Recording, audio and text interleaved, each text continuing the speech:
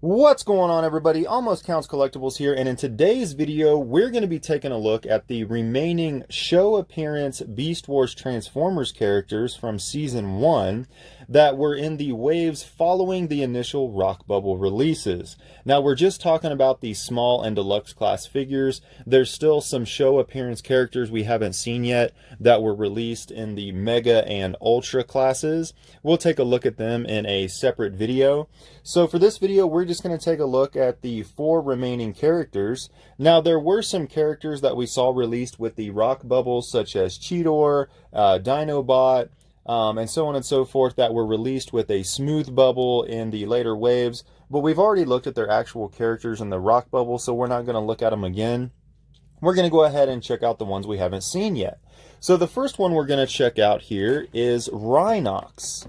Now, out of all 4 of these characters, Rhinox actually surprised me that he did not get a Rock Bubble release. All of the original appearance characters from Episode 1, Season 1, that were in the show, all got an initial Rock Bubble release, at least the ones that were in the small and deluxe classes. The only character released in these small and deluxes that was in Episode 1, Season 1 that did not get an initial release was Rhinox, and I thought that was very strange. Why they chose him to be released in a later wave. I don't know if the development or creation of his toy or character or whatever delayed his release. But anyway, we did get a Rhinox eventually in the later waves in the Smooth Bubble release. Another odd thing about Rhinox is Rhinox and one other show appearance character that we'll take a look at here in just a second are the only 2 Beast Wars Transformer toys out of all of the toys, not just the show appearance, but all of the ones that were released, that got a mutant mask. He is one of the only ones that actually is depicted wearing his mutant mask in his visual representation on the card and the picture of his robot form. I'll go ahead and save you the spoiler here in a little bit. The other character we'll look at here in just a second that is the only other one depicted with the mutant mask is Tigatron. And I thought that was very strange. Out of all of the toys that got mutant masks, these are the only 2 that are depicted with their mutant mask on. Now, I could be wrong about that. If I am, please correct me. But I even looked it up. I looked at a lot. I pretty much looked at every single one that I don't have, along with the ones that I do have. And these are the only 2 that I could find because I thought it was odd, so I looked into it just a little bit, and I couldn't find any other toy releases that were depicted with their mutant mask on in their actual picture. So if I'm wrong, please correct me and let me know which other toy did get depicted in their mutant mask, but I'm fairly sure that it was just these 2 toys. So I thought that was kind of odd. Real quick about the mutant masks. If you don't know what I'm talking about, some of the characters in the Season 1 release of toys were given an addition on their toy that they never actually had in the show, and that is a mutant mask. Now, Rhinox here, you can see it right here in his robot form. It's basically some type of battle mask that you can put over their face. There are different types. Some of them actually twist around and go behind the head, but other ones actually just fold open and closed around the face, and when you don't want to use them, they just open up to the sides. Now, the mutant masks themselves I thought looked really cool. It was the way that they implemented them on the toy, the design of it, that really bugs me. I feel like on pretty much every single character, maybe with the exception of a couple that have a mutant mask, it hinders the look of the toy more than it actually helps it. Due to the fact that it's very hard on most of the toys to hide the mutant mask. Even when you want to open it up so you can see their face, it's still a huge glaring defect, in my opinion, because you can't fully conceal the mutant mask. It kind of looks ridiculous. I'll show you an example here real quick. We'll take a look at these toys out of their packaging in a separate video, but right here I have a Rhinox, and here he is. And as you can see with this Rhinox toy, you can't fully hide the mutant mask. So the mutant mask is currently open to reveal his actual show accurate face. And it looks like he has giant elephant ears because you can't fold it all the way to the back without breaking them off. And when you want to close it, it's kind of a pain as well because you have to line up his shoulders and stuff just right and twist his head so that you can manipulate this mask around so that you can actually close it up and depict him with his mutant mask. So there is his mutant mask closed. Now, like I said before, the mutant masks I thought looked very cool, but it's how that they actually designed them on here that you have to use them that makes it super annoying, and it just doesn't look very good. So if you want to show his actual face, you're left with these giant elephant ears hanging off the side. That's not the case with every single toy. Now, the characters that received mutant masks were the deluxe and up. There were no small class figures that got mutant masks, at least to my knowledge. So some of the deluxe class figures and even some of the ultras and the megas that got mutant masks, they can be concealed a little bit better. Some easier than others. For example, here we have a Cheetor. Now, Cheetor's face, when you're showing his show accurate face, it looks just fine. The mutant mask doesn't really hinder it that much at all. You can't even really tell that he has an alternate face. The way that you reveal the mutant mask is you just simply fold his head down and it will reveal the mutant masks just like so. I'm just trying to be delicate with it here. And there is his mutant mask, much like the one that Tigatron has that we'll look at here in just a second. But if you want his mutant mask, there it is. If you don't, you simply fold his head up and reveal his actual face, and it doesn't really hinder the look of his face at all. But then, like I said, you have cases such as Rhinox, which is quite common. There are several that are like that are very hard to conceal, and they end up looking more ridiculous than they do cool. So that's just my opinion on the mutant masks. That was kind of a Season 1 toy thing. Once we get into the Fusors and Transmetals and stuff like that, they kind of did away with that idea, probably because of the reasons that I just mentioned. But this was Rhinox right here. We will take a look at him. His beast form, I think, looks very good. Just like most Beast Wars Transformers beast forms, I think they look very well. It's when you transform them into the robot sometimes, because of the way you have to sculpt the figure for the beast form, it makes it look not very show accurate, kind of ridiculous. Much like Rhinox's actual robot form. Now, it's not the worst one, but it looks a little bulky and kind of silly when he's in robot form. Not 100%, you know, like his actual show version, but it's fairly close. It's close enough. There are some modifications that could be made to make him better that I might actually do to one of my Rhinoxes, and we'll see how it turns out. But here's Rhinox in his beast form, his packaging, once again with his mutant mask depicted. We'll go ahead and take a look at the back here. Now, on the back, we have the depiction, much like the rock bubbles, of the basic gray background with some of the characters. We have a little bit more than the rock bubble because of this is a later wave character with a few more additions. We'll go ahead and take a look at Rhinox's tech specs. Now, in my rock bubble video, I took a little more notice to these than I ever really had before, and I noticed some huge discrepancies.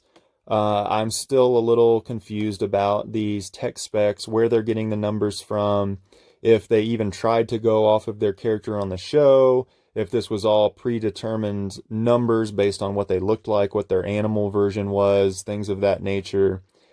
Such as intelligence, for example. So we've got strength 9, intelligence 6, speed 3, endurance 9, rank 5, courage 10, firepower 6, skill 6.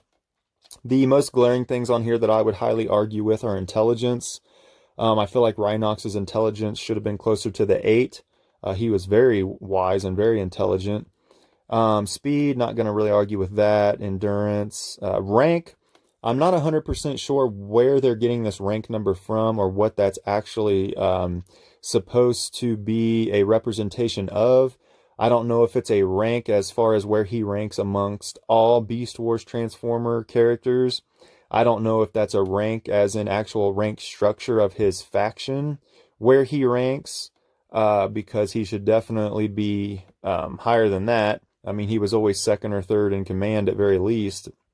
Or if this is just an overall rating from the overall scores of all of his specific categories. And maybe that 3, hurt him so bad it brought him down to an overall 5. I'm not real sure what that rank is. Courage 10. Firepower, I would argue, should be a little higher. There are Beast Wars characters that we've already taken a look at with in the previous video with firepower higher than a 6, and they didn't have the weaponry anywhere close to what Rhinox has. I mean, he has 2 fairly large machine guns, and those machine guns in several episodes took out characters. He took them out all by himself, Waspinator, Tarantulas, with those machine guns. So I feel like his firepower should have been a little higher than that. But that's kind of my feelings towards a lot of these biotech specs. I feel like they don't truly represent what that character was and displayed in the actual television series. So it makes me think that that's not where they got these numbers from, in which case there's no real point in arguing about it anyway, because it's not going to match up with what we saw. But that's just my opinion. And that is the back of Rhinox's deluxe packaging.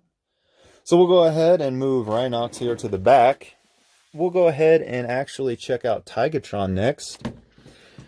He is the only other character, like I said, that is depicted in his visual depiction and his robot form, and even on the biotech spec cards. I don't know if you notice on Rhinox, but it's the same picture as is on the front of the card of him with his mutant mask actually on.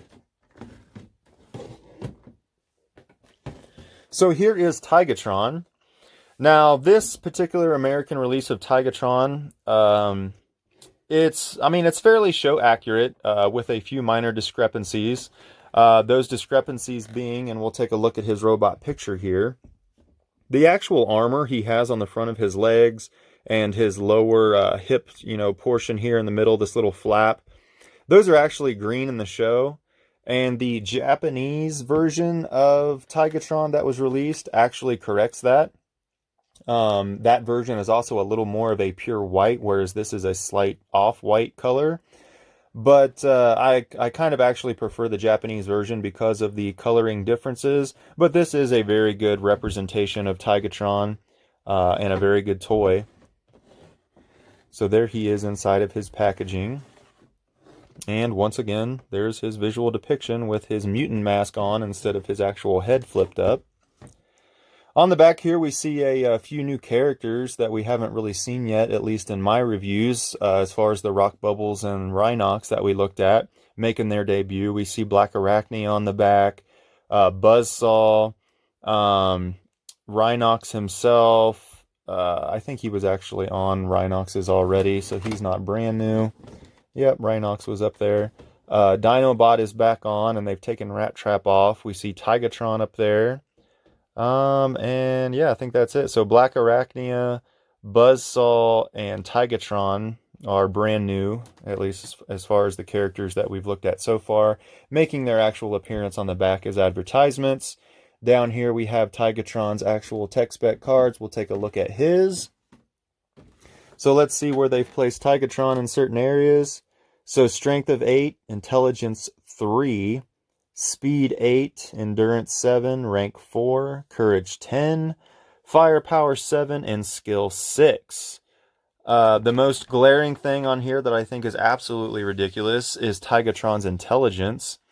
Tigatron was fairly wise. I thought he was one of the more cunning and intelligent Beast Wars Transformers, maybe not in a technical aspects as far as fixing computer boards and stuff, which kind of falls under skill level 2, but he was a very wise character, and he is rated a 3 intelligence. Out of all of the show appearance small and deluxe characters that we have looked at and that we're going to look at, he is rated the lowest in intelligence. He's the dumbest one.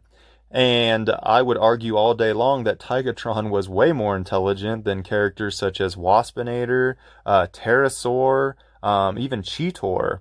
So I have a huge disagreement with the intelligence rating there. I felt speed should have been a 9. I don't feel he should have been as fast as Cheetor. Cheetor was a 10.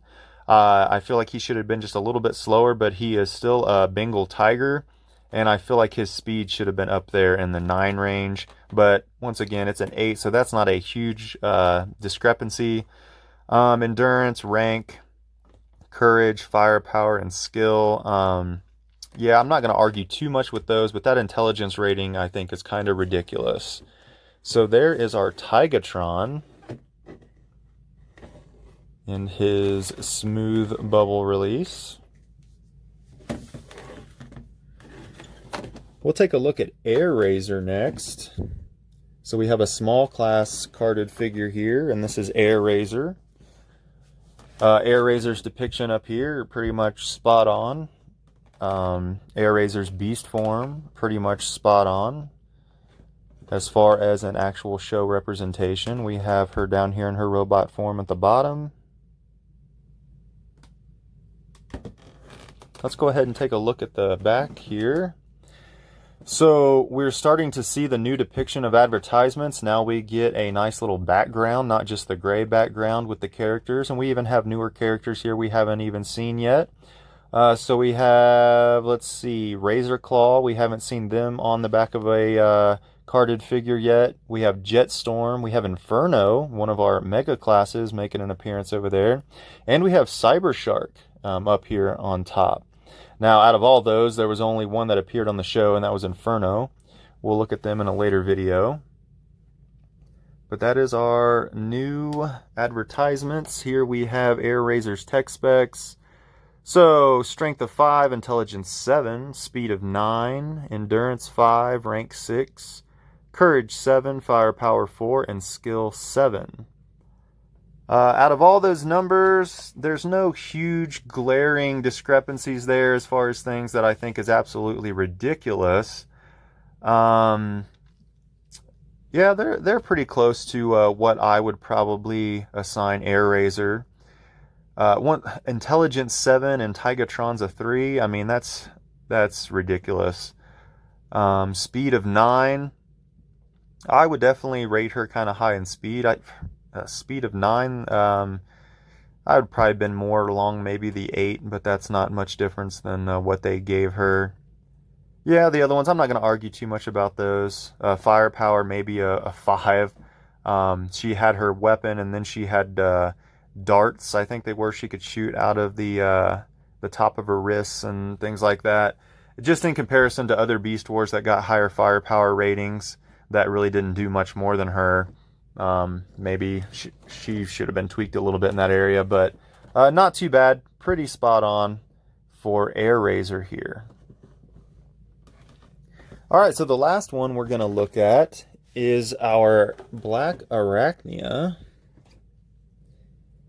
Here is Black Arachnia. I still need to take some price tags off of mine. We'll do that later. But Black Arachnia up here is depicted. Now, yes, this doesn't look a whole lot like Black Arachnia. Here is her robot form. Now, her head, I wouldn't necessarily consider it to be a mutant mask. Her head can be flipped down, which looks almost identical to Tarantulas' face. But if you flip it up, it kind of looks more like her actual face. The main thing with Black Arachnia is the coloring. Her coloring is severely off, especially in robot mode. She's more of a purplish color instead of her true like black and gold. Now, they did do a re-release, much like a lot of the Beast Wars Transformers. I think it was around the 10th anniversary timeline. They released a Black Arachnia that I have, and we will look at in a separate video, that was almost spot on as far as coloring. Now, it was the same toy, same mold, but they recolored it her true black and gold color, and it looks 10 times better. But this is her original Smooth Bubble release. And we will turn it around and take a look at Blackarachnia. Once again, we are back to the gray background coloring here. Let's go ahead and take a look at her bio and tech specs. Strength of 4, Intelligence 7, Speed 6, Endurance 6, Rank 5, Courage 8, Firepower 7, and Skill 8. I mean, there's no huge glaring things that stand out there with those ratings. Firepower of 7, maybe. Her weapon was fairly powerful, and she also used her legs as machine guns at times, so I'm not going to argue too much with that. Intelligence level, she was pretty crafty. I'm not going to argue too much about it. Maybe more of a 6, especially considering some of the smarter characters got a lot lower score, but I mean, that's neither here nor there. That's her tech spec ratings, and I can't argue with them too much. So let me know what you guys think about those. And there was Blackarachnia. Pretty much just a repaint of Tarantulas. No huge differences other than the coloring. All right. So there were our 4 remaining show appearance Season 1 characters in the small deluxe classes. Obviously, we didn't cover every single character. That's because they were released as either a Mega or an Ultra. We'll take a look at them in a separate video. But that has been our look at our 4 remaining ones that we still needed to take a look at to round out Season 1 as far as the actual show appearance characters went. Let me know what you guys think about these characters, what you thought about the toys, and what you thought about the tech spec ratings that they actually gave these particular toys. In our next video, we'll be taking a look at Season 2, which was the Fusors and the actual Transmetals. And then we'll take a look at our Transmetal 2 characters, and so on and so forth to round out all 3 seasons of the actual Beast Wars show. So that's going to go ahead and wrap this video up. Stay tuned for more content. Going to be bringing you a bunch more, especially on Beast Wars, but a lot of other things. And until next time, everybody, I will see you next video.